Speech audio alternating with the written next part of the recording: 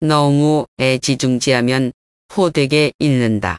명예와 신체 중 어느 것과 더 친한가? 신체와 재산 중 어느 쪽이 더 소중한가? 무언가를 손에 넣는 것과 손에서 놓는 것 중 어느 쪽이 더 마음에 고통을 주는가? 무엇이든 너무 애지중지하면 호되게 잃게 되고 지나치게 많이 모아두면 반드시 몽땅 도둑 맞는다. 만족할 줄 알면 모욕당하지 않고 그칠 줄 알면 위태롭지 않아 오래도록 평안할 수 있다. 대군을 이끄는 자는 경솔하고 성급해서는 안 된다.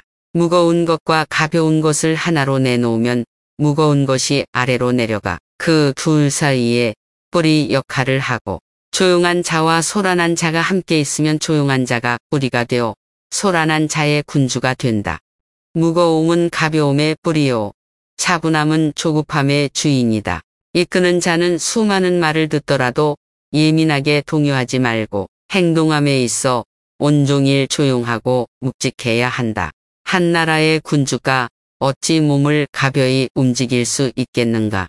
가벼우면 뿌리가 되지 못하고 조급하면 주인의 자리를 잃는다. 다투지 않는 덕으로 하늘과 짝을 이루다. 뛰어난 장수는 함부로 무예와 용맹함을 자랑하지 않고 싸움에 능한 사람은 성난 기색을 띠지 않는다.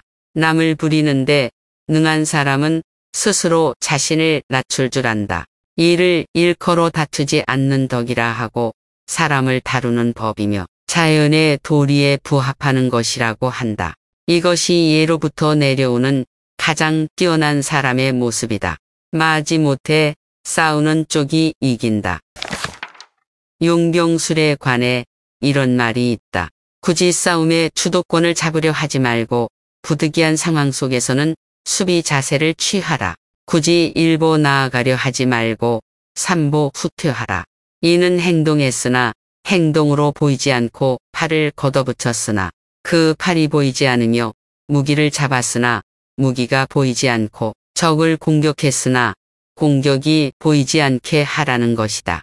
대적할 만한 적이 없다고 믿는 것보다 더 큰 우환은 없다. 적이 없다고 믿으면 보물을 잃을 수 있다. 그러므로 싸우려고 서로 맞버티고 있을 때는 부득이하게 마지못해 싸우는 쪽이 이긴다. 이롭고 해로움은 오직 하늘만이 안다. 위험을 무릅쓰고 용기를 내서 굳이 무언가를 하려고 들면 남을 죽이거나 내가 죽을 수도 있다.